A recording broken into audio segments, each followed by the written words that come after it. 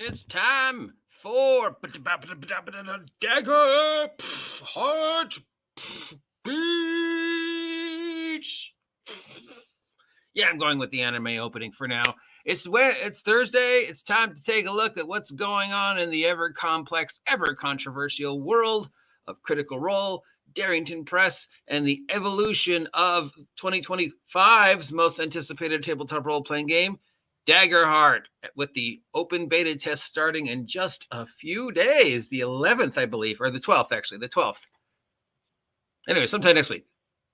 Who here is going to read this, download it, and make fun of it, besides me, because we know I am. So we got a lot of news regarding our friends over at Critical Role, including, of course, the Mat Mercer depression video story, the announcement of the 10th anniversary, and Wizards of the Coast stepping up with their competition, the Fallbacks. But first, let's look at the numbers by heading over to Twitch and the YouTube for this week to see how we're doing after everything that has befallen them. All right, according to Twitch, we had Candle Obscura, Chapter 4, Episode 1, with, is that Liam as the?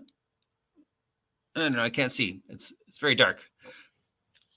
73.6K views, and then we had the four-sided dice thing with 44.1K views. So yes, it does appear the views of Critical Role on Twitch anyways are rapidly diminishing from where they were a week ago when we were looking at 2K, 3K. Now we're looking at 44K. Again, though, it's two things I don't think the fans really care about.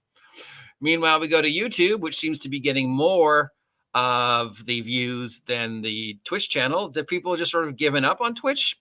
Maybe, I don't know. Or more people do seem to be watching it on YouTube now. We have Season 3, Episode 3 of Myths with 19K views. Guys, give up on it. We've got Four-Sided Dice, Episode 21 with 87K views. We've got Foundation, Myths Season 3, Episode 4 with 10K views. And we have Four-Sided Dice, Episode 22, Caper Cards, 4SDE21 with 33K views. Meanwhile, the last Critical Role of Campaign 3 on YouTube had 385K views. Guys, I think it's pretty obvious. Myths, these are not what fans want to see. I appreciate that you're stretching out and trying other things, and it does go to show that, you know, they're preparing to focus on other things and not maybe pay as much attention to Critical Role, which I think we all agree they should. But you need to find the thing the fans are behind. I mean, you know, 97K views is still more than I get, so I'm really in no position to tell them what to do. But anyways. All right, moving on.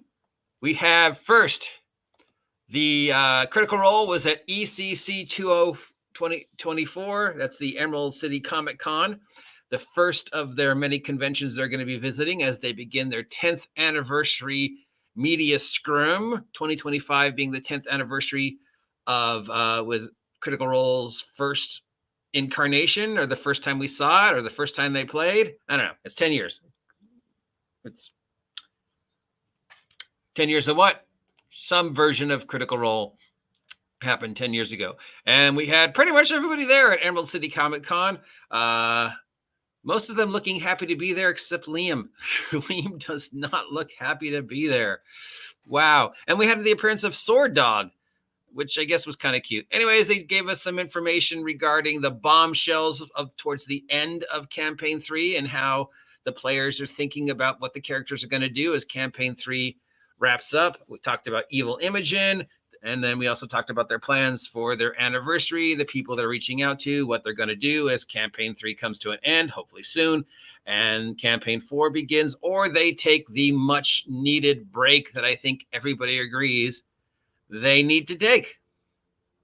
At least I think they need to take a break, and I think most people after Mat Mercer's video think that maybe he and the rest of the cast need to take a long break from the toxic fan base. We'll get to that in a moment. So yeah, if you're interested in hearing what they had to say at Emerald City Comic Con about the future of the Critical Role franchise, the link is down below. There is a chopped up version over at our friends, the Character Sheet site, where you can get the talking points without going through the 2-hour thing. Again, Liam does not look happy to be there. On the tails of that, we got from Wizards of the Coast, our friends over at comicbook.com, were able to get an interview with this wonderful person, Jael Johnson, Jaleigh, the creator of the Fallbacks. D&D reinvents the party to create the next media empire. So nobody asked it, but here's some of the responses. So it's D&D with fat elves, DOA. Some people liked it. Some people are referring to it as D&D BTS. Killing monsters and flirting is why people play D&D.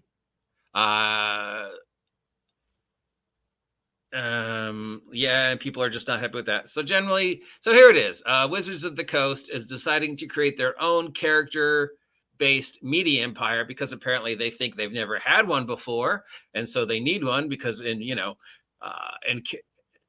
in Wizards of the Coast unusual perception of time and history, they seem to have conveniently forgotten the incredible history of books set in and around multiple D&D settings, some of which have moved on to become multi-million-dollar bestsellers.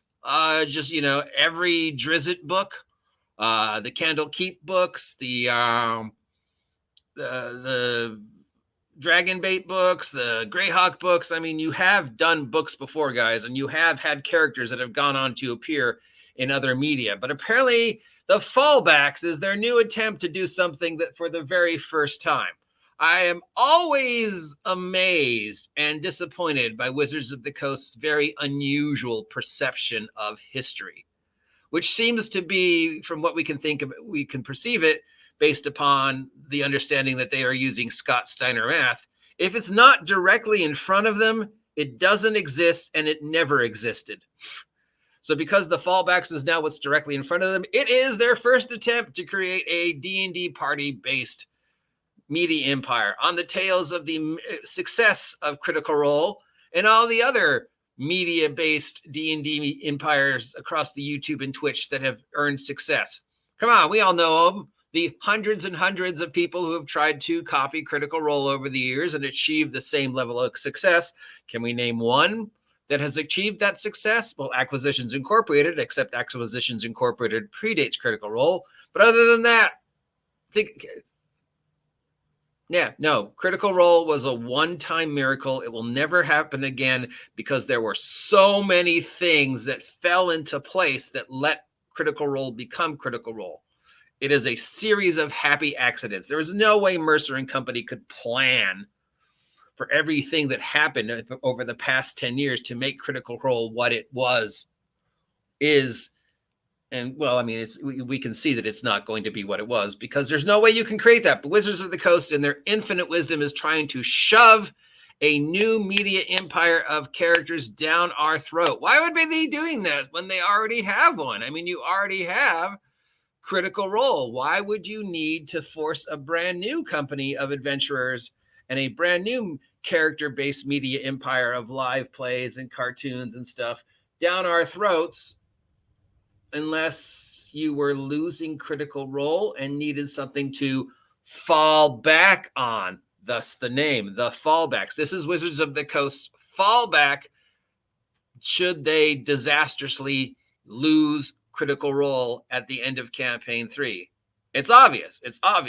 Unfortunately, you can't force this to happen. Drizzt didn't happen overnight. A series of events led to Drizzt's popularity. Critical Role didn't happen overnight. You can't force it down our throats, Wizards of the Coast. If you try, people will rebel. And from everything we're hearing about it, it's more negative than positive. But who knows? I mean, anyways, she got her creation to print. So appreciate that, lady. No matter what, even if it fails, you were able to do what many of us dream of doing and take your home campaign and your little creative writing project and turn it into a D&D thing. And that's wonderful. I'm very, very happy for you. I hope this doesn't explode in your face. And I wish only good things for you, because congratulations. Unfortunately, any news about Critical Role, Dagger Heart, or anything else was overshadowed by the Mat Mercer depression video.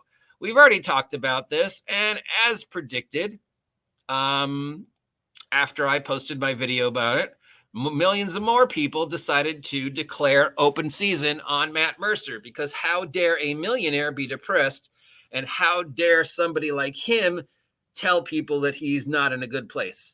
And speaking as the devil's advocate, I would say, well, Mat Mercer, up until the point where you switched to a political commentary on the situation with Gaza, you did seem like you were actually trying to do some good. But the minute you got on your little podium, any goodwill you generated was immediately lost. And by putting this admission of weakness out into the interweb, you opened yourself up for, hold on, somebody's knocking at my door.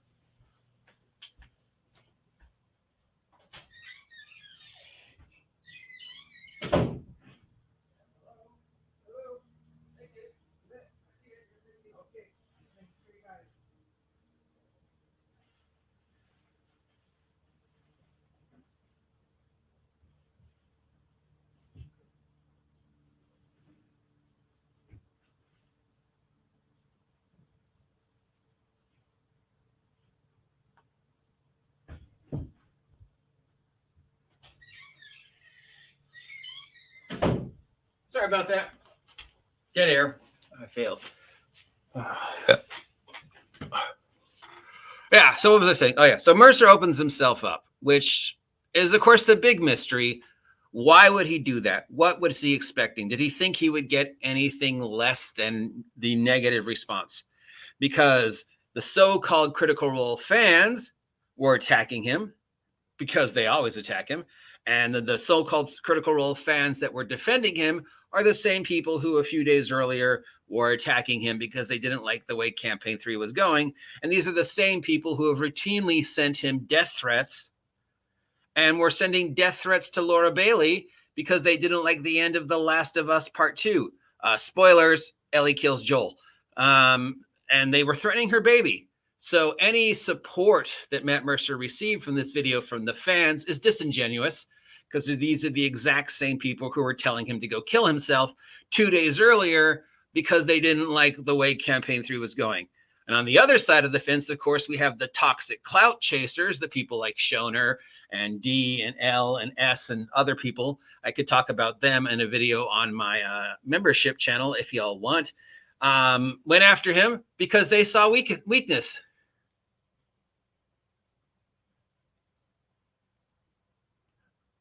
And they wanted to make themselves look better by bullying somebody when they were down.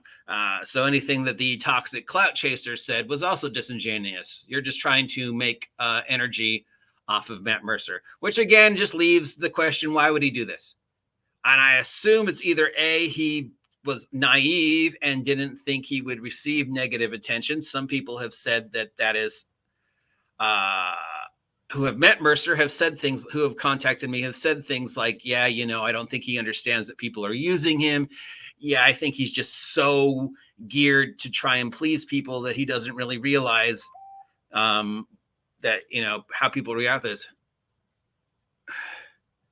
And, you know, my favorite response, of course, was millionaires don't get depressed. So fuck him. And he needs to go to, you know, along with the, he needs to go to the gym. He needs to kill himself. Fucking hate Critical Role. You dug your own grave. How dare you? So any good this would have come out of this was destroyed. And anything Mat Mercer might have sought to accomplish was destroyed because he chose the absolute worst place to open himself up about this situation. There are better places to discuss depression. There are multiple groups across the interweb, Facebook, Reddit, Meetup, Nextdoor, all these sites specifically designed where you could have discussed this rather than opening yourself up to the slings and arrows of outrageous fortune by putting it on the web. And then, of course, making it a political thing, which you had no reason to. You don't owe the fans anything. The best advice I can give Mat Mercer now, other than never ever post this kind of stuff on the internet again, is to seek the help from the organizations that are actually in place to help you. You live in California, you live in Los Angeles, you have access to UCLA, which has the single best department of depression and depression research in the state, if not the country. I should know. My mom helped set it up. So, yeah, I don't know what I was thinking. So the question is, how does this affect Dagger Heart, which we now know is coming out in 2025? Good call. And Critical Role going forward, because now, you know, people are looking at Mat as weak. Campaign 3 is already going through the grinder and being received poorly. And now even the so-called critters are attacking Campaign 3. Mat Mercer has shown weakness. That's just going to affect the responses that he gets in Campaign 3 going forward even more. Again, I would say just stop. If Mat Mercer was within the sound of my voice and you really are experiencing this, just stop. End Campaign 3. Stop focusing on Candle Obscura. It's a failure. Maybe even give up on Dagger Heart, because, you know, it's already not coming out to 2025. And most of what we're hearing about it, people are just like, whatever. And we really don't know if the critters are going to follow them, because right now the critters aren't happy with Mat Mercer. So take a break. Take a long break. Pull a Dave Chappelle and just disappear from the interweb for a couple of years. You don't own the fans anything. You've made your money. You've had your fun. You've seen what people will think of you. What? You don't owe these fucks anything. You don't owe me anything. You don't owe the toxic clout chasers anything. You don't owe your fans anything. You owe yourself, your family, and your mental health to get out of this nonstop revolution of negativity that is the internet. And how will this affect going forward? Because we can see, as we started with today's video, the numbers are down on both the YouTube and the Twitch. The numbers are down. All right, we got some comments. John C., hello and welcome, John C. If this is your first time, and if it's not your first time, we appreciate you. Hopefully you have liked, shared, and subscribed. Says par for the course for the internet. Absolutely. The horrible place to open yourself up. Mat Mercer's problem is that you're saying that it turned political. It looked like he was pandering, which is something he in Critical Roles has made money off of for how long? A while, unfortunately. Matt's been very open about mental health issues. I feel for him. Depression can affect anyone in any income bracket. Absolutely. I don't know any millionaires who are happy. I grew up in Studio City. I grew up around millionaires. I played D&D with millionaires. I still talk to some people in my life who you would consider millionaires. Very few of them are happy. Being a millionaire doesn't make you any happier. You know, in fact, most of them are miserable. Critical Role put themselves on a pedestal, and when you do that, as we all know, makes it harder for you to fall. The video he made, ixed, I think that means sucked. Critical Role did not put themselves on a pedestal. The fans put themselves on the pedestal, and Critical Role did nothing to dissuade that, which was their mistake. Mercer effect happened. And despite Mercer saying multiple times, guys, stop trying to be me, there is definitely some level of, hey, you could have done more. Or what did you expect? So yeah, Mat Mercer, Critical Role is the best thing that happened to 5th edition and the worst thing that's happened to 5th edition and the hobby. You know, for every positive thing Critical Role did, it is overshadowed by the negativity. Obviously, of course, I am not the best person to address this because I am biased. I do not like critters, and I have never met a critter that has changed my prejudice. My very first encounter with a critter, as you know, was unbelievably negative. It was a physical assault. And my most recent encounter with critters were negative. So I am the worst person to talk about critters because I'm biased. That said, yes, Critical Roles didn't go out of their way to put themselves on the pedestal. They just didn't do anything to stop it. This seemed like a reason for Dagger Heart possibly something failing. Candle Obscura is failing. It seems like he just wants attention or sympathy. Yeah, I don't know. I don't know what he was thinking, Sub-0911. By the way, welcome to the channel, Sub-0911, if you've never been here before. And if you have been here before, thanks for sticking with me. Please like, please share, please subscribe. I don't know. I don't know if he was trying to get sympathy. I don't know if he was trying to pander because people were complaining they weren't talking about politics on the show recently. Why should they? Why should they? You know, when they have gotten political, they've done it in separate videos or through other things, you know, like when they supported the strike and other stuff. The show should always just be a safe place for us to watch a bunch of people play D&D. That's it. That's all it should ever have been. That's all it should ever be. That's all it's the minute, you know, people are like, hey, you need to talk about pineapple on pizza. And then when they didn't talk about pineapple on pizza, people are like, well, fuck you for not talking about pineapple on pizza. Of course, they remind you in almost every episode. Oh, by the way, guys, just in case you forgot, we do have a charity that we set up that donates monies to these various political causes, like the pineapple on pizza debate. So we don't really need to talk about it because you should already know it exists. But apparently that wasn't enough. So maybe that's why. Maybe that's why he added the stuff about pineapple on pizza, i.e. the Giza strip. I'm just trying to be silly. But you know what I'm talking about. Because he went from, hey, I'm depressed, this is what's going on to my life, to, by the way, this situation in the Mideast is really upsetting me. And I wish there was, dude, you don't owe that to, you don't owe anybody that. And I don't know what you were thinking. If you thought that he was going to, you know, the people are going to change and go, oh, wow, Mat Mercer, we really want to uplift you up. You have not been paying attention to how your fans respond to you over the past 10 years. Your fans hate you, Mercer. The second you fuck up, they go after you worse than any bully I've ever seen. Toxic clouch chasers go after you, and the actual supposed fan base goes after you. And this has continued. I mean, since episode 1, season 1, when Mercer was getting death threats. The fans don't love you. They hate you. And they hate when you mess up. And as he says right here, you chose to pander to this mentality, and now you're paying the price when it should always have just been a TV show about us getting to watch a bunch of people play D&D and make silly voices. It's in the fucking opening, but it hasn't been that for ages. And so now we get to this, and now we have to say, how is this going to affect? Well, I think it's safe to say Candle Obscura is a failure, and they should abandon it. They still have the Illuminated World's core rules, which we haven't seen. Part of me thinks they should release that. The other part of me thinks, like Jude, just give up. Focus on what you know. Focus on Dagger Heart. Save Illuminated Worlds for another couple of years. Does the industry really need another GURPS right now? No, there's plenty of generic systems.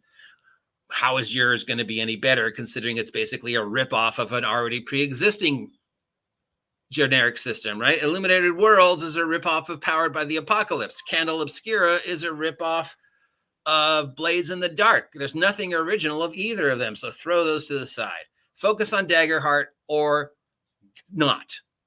That's the choice you have to make. End Campaign 3, take some time off, focus on Dagger Heart, or end Campaign 3, admit, you know what, Dagger Heart's not going to sell, so fuck it. Why should we invest any more money in it? And just take a break. Candle Obscura is a failure. Illuminated Worlds probably will not sell if and when you ever sell it because there's no market. And Dagger Heart, the previously most anticipated tabletop role-playing game of 2024, is now, as we found out, is not due to mid-2025, which, by the way, is a good idea because you want to get all the upset D&D players who walk away from 2024 D&D. But it's going into 2025 with nothing but negativity. I guess we'll see when we get the playtest stuff next week and we go through it, how good or bad it is. And how will these events affect Campaign 3 and the Twitter and the YouTube going forward? And we can see the numbers right now are low. And you have to wonder, is that because of Mercer's video? Is that because of Mercer showing his weakness? The internet pounced on him like sharks in the water sensing blood. And after 10 years, he should have known what would happen. Like, I think I've said this 100 times. Anyways, in closing, if you or anybody you know going through emotional issues, dealing with depression, suicidal thoughts, anxiety, I assure you there are things in place to help you deal with that. So please do not be afraid to reach out. You can always call the 24-hour crisis line, 988. You can reach out to your city's behavioral health, which offers free psychological counseling. Most colleges offer a free psychological counseling. And of course, if you live in California and Los Angeles, you have access to UCLA, which has one of the largest and best psychology / departments dedicated to depression. So the help is out there. The internet is not the place to get help. We'll be back next Thursday to see what's going on. Until then, if you appreciate this nonsense, let me know. If you never want to hear me talk about Mat Mercer ever again, let me know. If you haven't subscribed yet, please subscribe. Looking at you, Sub0911. And don't forget, I've got merch for sale. So check that out too. Links down below and links down to the public health stuff that I just talked about in the comments. Stay safe. I'll talk to you later.